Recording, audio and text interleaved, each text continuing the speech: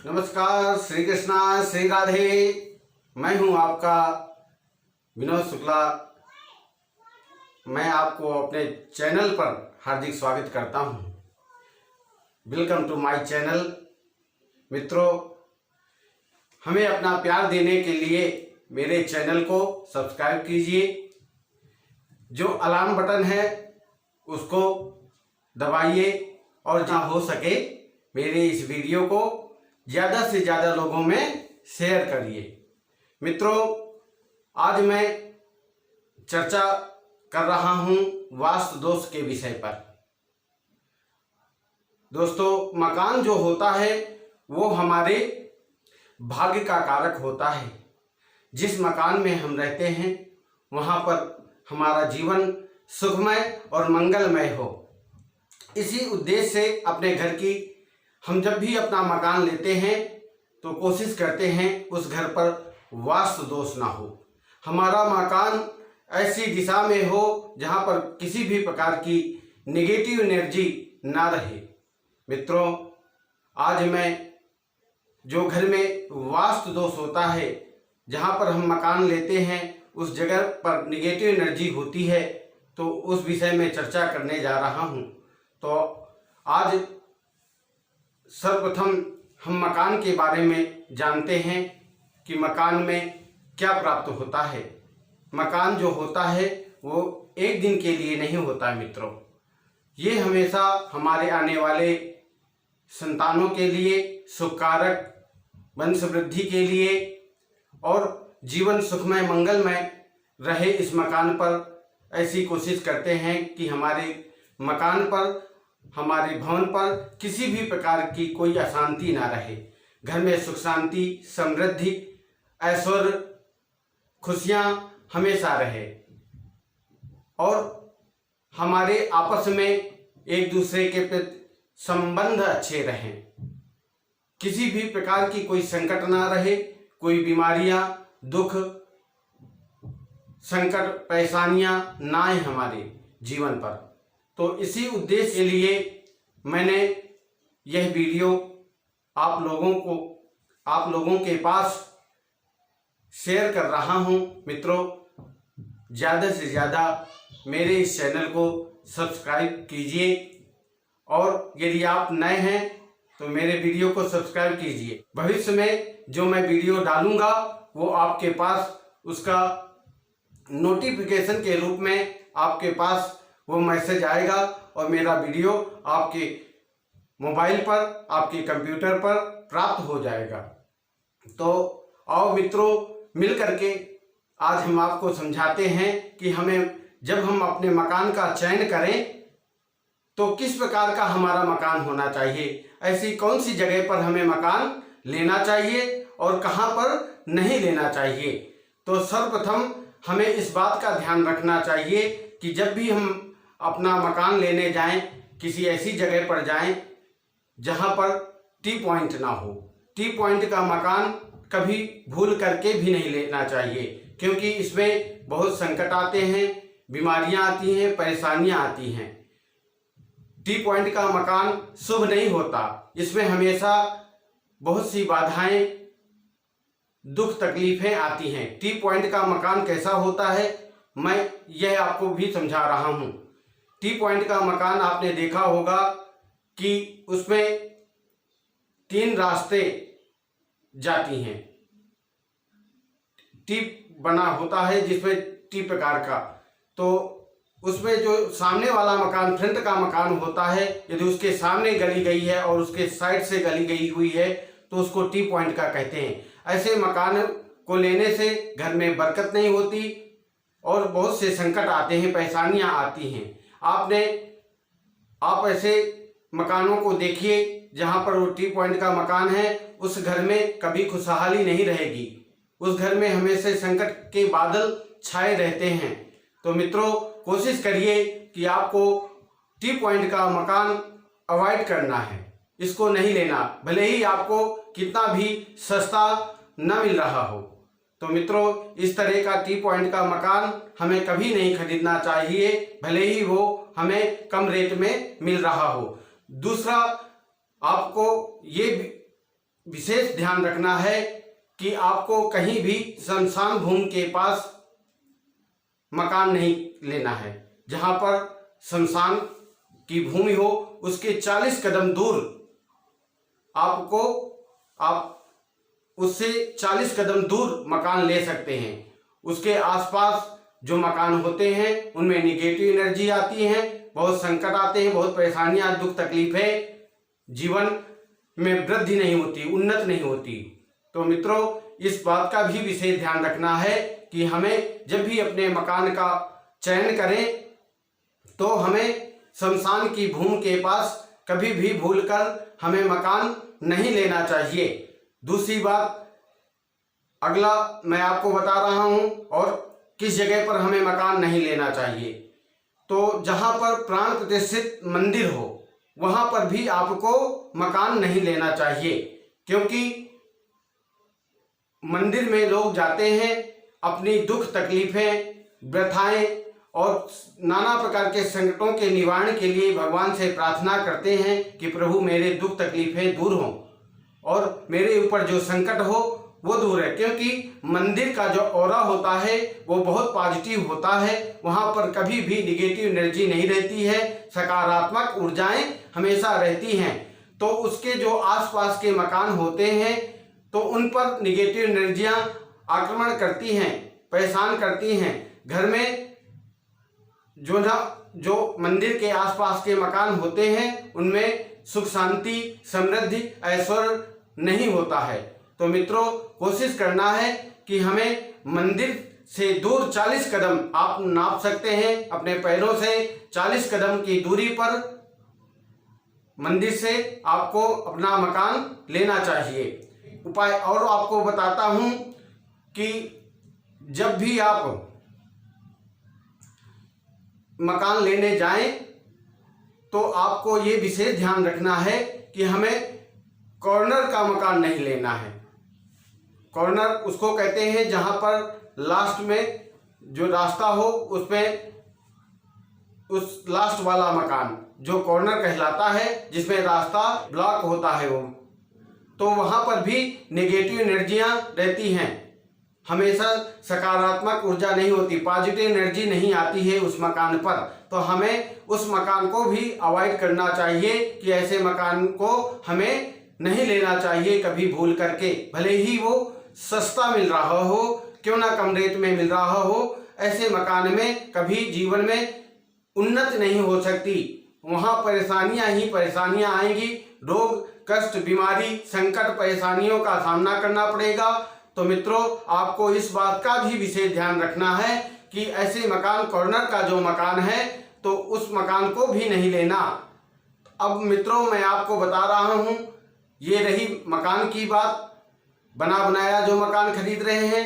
यदि भूमि खरीदना है, मकान का निर्माण करना है, तो हमारा मकान किस जगह पर, कौन सी भूमि पर अच्छा रहेगा जिसमें सुख शांति, समृद्धि, वंश वृद्धि, उन्नति के अवसर प्राप्त होंगे। तो कोशिश करना चाहिए कि हमें ऐसी जगह पर जमीन लेना चाहिए कि जहां पर जमीन जहां की उपजाऊ हो, जहां पर अन्न उगता हो। ऐसी जगह में यदि मकान लेते हैं तो आपका मकान समृद्धशाली होगा, उन्नतशील होगा। उस घर में सुख हमेशा आने वाले पीढ़ियों के लिए, संतानों के लिए वह मकान बहुत शुभकारी होगा उनके लिए। तो ये कोशिश करके विशेष ध्यान में रखना है कि ऐसी जगह पर हमें अपने जमीन का चयन करना है। मान लीजिए ऐसी जगह नहीं मिलती है तो आपको जहां पर आप जमीन देख रहे हैं, जमीन का परीक्षण कर लीजिए। परीक्षण किस प्रकार करना है कि जहां की जमीन लेना चाहते हैं वहां पर आपको एक काम करना है, सायंकाल के समय अपने घर से एक खोदने के लिए एक औजार लेकर के जाना है और वहां पर एक 1.5 फीट चौड़ा और गहरा गड्ढा खोदना है। उस गड्ढे में उसके लेवल के बराबर पानी भर देना है, जल भर देना है। जल भरने के बाद पुनः अपने घर वापस आ जाना है। फिर सुबह अगले दिन उस जगह पर जाकर के, बहुत लेट नहीं जाना है आपको, आप कि दोपहर के बाद जा रहे हैं, 12 बजे के बाद जा रहे हैं, ऐसे समय में नहीं जाना। आप कोशिश करें कि सुबह जल्दी जाएं, या तो 10 साढ़े 10 बजे तक आप उस जमीन का परीक्षण करने के लिए वहां पर पहुंच जाएं, और वहां पर पहुंच करके देखें कि यदि उस गड्ढे पर पानी बराबर है, कुछ कम हुआ है, तब भी जमीन आपके लिए शुभकारी है। यदि उस गड्ढे ने पानी को सोख लिया है और वहां पर नमी है, तो वो भी आपके लिए शुभकारी है वो जमीन। यदि उस गड्ढे में पपड़ियां पड़ गई हैं, वो पानी बिल्कुल सूख गया है और पपड़ियां पड़ गई हैं, के लिए हितकारी नहीं है वो। उसको उस जमीन को आप मत लीजिए, उसको अवॉइड करिए, उसको नहीं खरीदना है आपको। वो जमीन आपके लिए शुभकारी फलकारी नहीं रहेगी।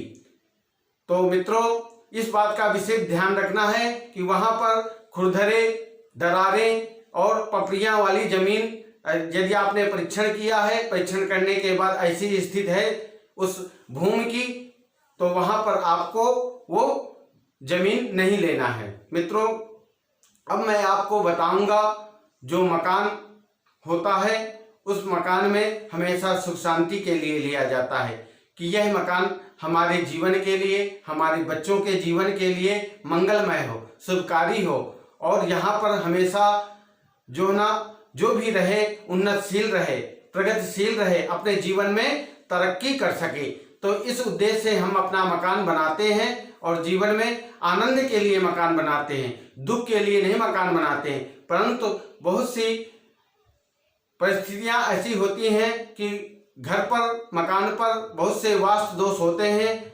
ऐसे हम बिना जानकारी के अपना मकान का निर्माण कराते हैं, जिसके कारण हमें पता नहीं होता किस दिशा में हमें क्या काम करना चाहिए, क्या बनवाना चाहिए, जिससे हमारे घर में हमेशा सुख शांति रहे।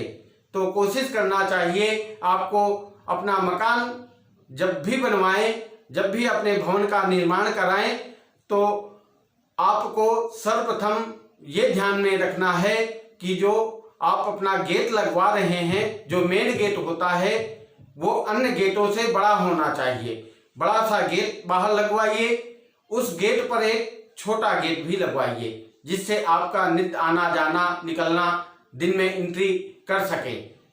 बड़ा गेट जो है ना, वो कभी कभी जब आप अपनी गाड़ी निकालें तब उसको खोल सकते हैं। बड़ा गेट होने से आपके घर में पॉजिटिव एनर्जी आती है, उस घर में सुख शांति समृद्धि रहती है।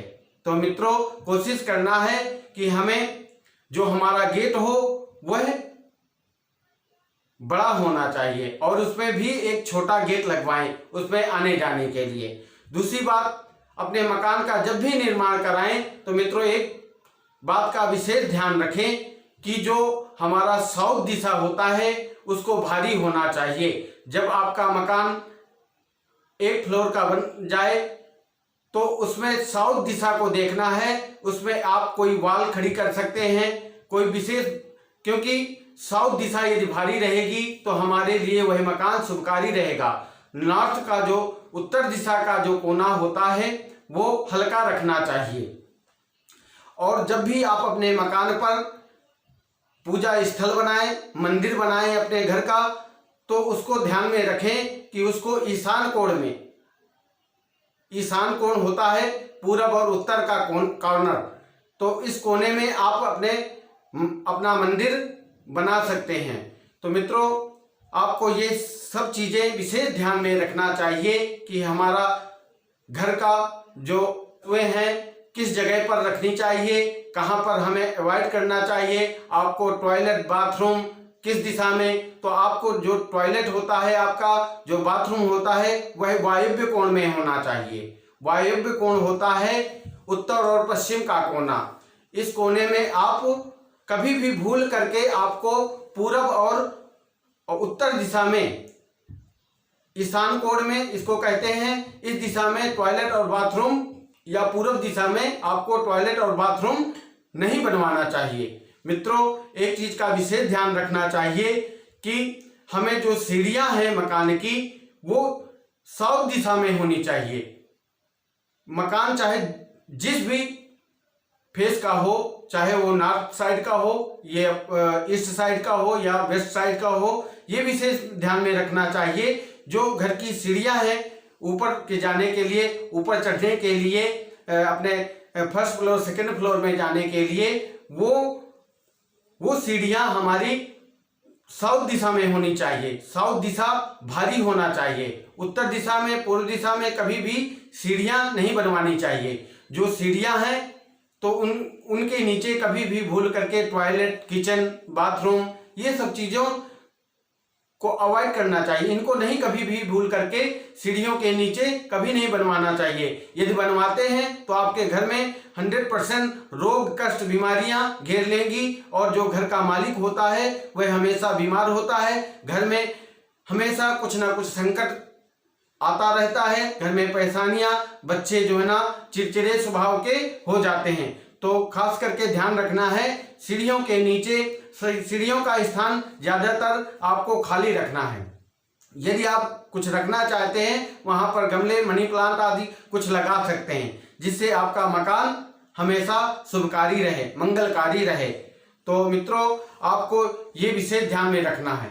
और एक बात और आपको बता रहा हूं, जो आपकी रसोई घर हो वो है आग्नेय कोण में होना चाहिए। आग्नेय कोण कहते हैं ईस्ट और साउथ के कॉर्नर को आग्नेय कोण कहते हैं। ईस्ट और साउथ का जो कोना होता है उसको आग्नेय कोण कहते हैं। इस कोने में हमेशा रसोई, अपनी इलेक्ट्रॉनिक चीजें जैसे फ्रिज है, इलेक्ट्रॉनिक बहुत से सामान किचन से संबंधित आती हैं, उनको साउथ दिशा में रखना चाहिए। जो गर्म वस्तुएं हैं हमेशा आग्नेय कोण में रखना चाहिए। इससे भी घर में बरकत होती है, धन धान्य की वृद्धि होती है और मां अन्नपूर्णा का वास होता है। तो मित्रों, ये सब विशेष चीजें आपको ध्यान में रखना चाहिए। और आपको एक चीज और बता दे रहा हूं, बहुत से लोग आजकल फ्लैट खरीदते हैं। फ्लैट में फ्रंट में और बैक साइड में जगह छुटी रहती है, जिसमें बहुत से लोग टॉयलेट बना लेते हैं, पूजा घर बना लेते हैं, बाथरूम बना लेते हैं और वहां पर स्टोर रूम बना लेते हैं। इन सब चीजों को भी नहीं बनाना। इससे भी घर में निगेटिव एनर्जियां आती हैं, बहुत सी परेशानियां आती हैं, दुख तकलीफें आती हैं।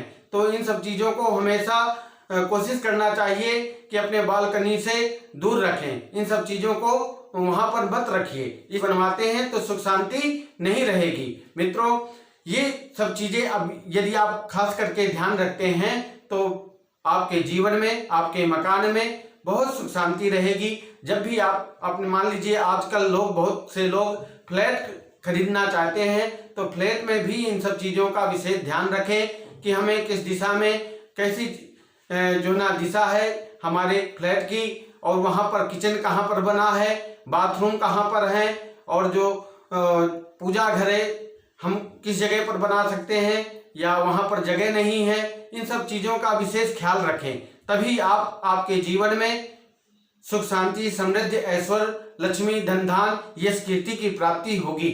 मित्रों, सबसे बड़ा उपाय आज मैं बताने जा रहा हूं वास्तु दोष का।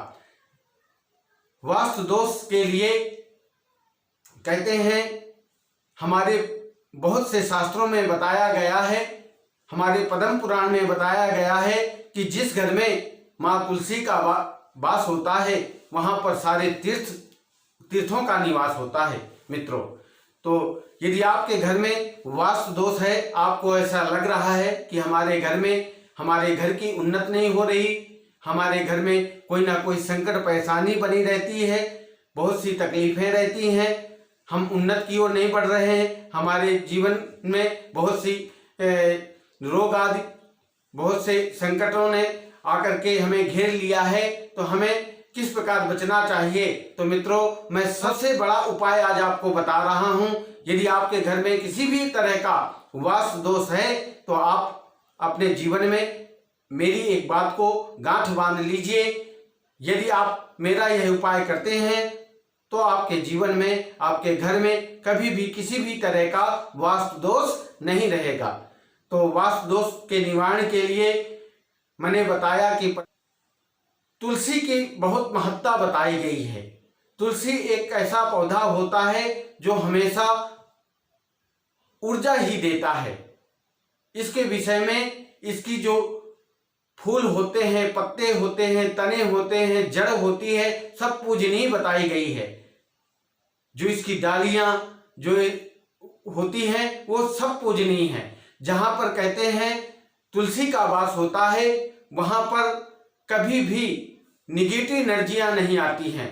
जिस घर में तुलसी का बगीचा होता है वह स्थान तीर्थ कहलाता है, वहां पर सारे तीर्थों का वास होता है।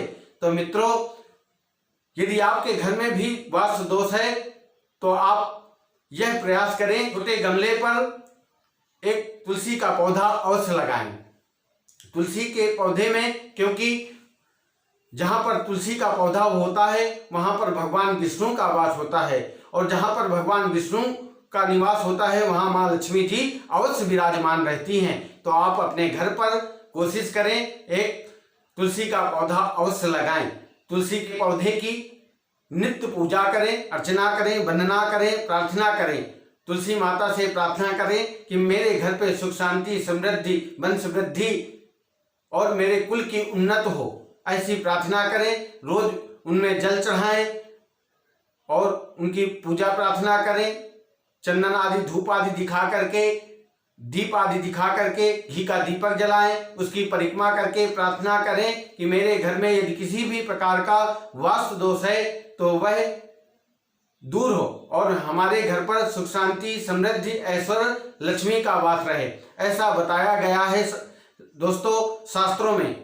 तो आप मेरा यह उपाय करिए, अपने घर पर तुलसी माता को लगाइए, जिससे आपके जीवन में सुख शांति समृद्धि रहे। तो मित्रों, फिर आपको मिलते हैं अगले वीडियो पर। आपका जीवन सुखमय मंगलमय रहे, यही प्रार्थना के साथ। जय श्री राधे, जय श्री कृष्णा।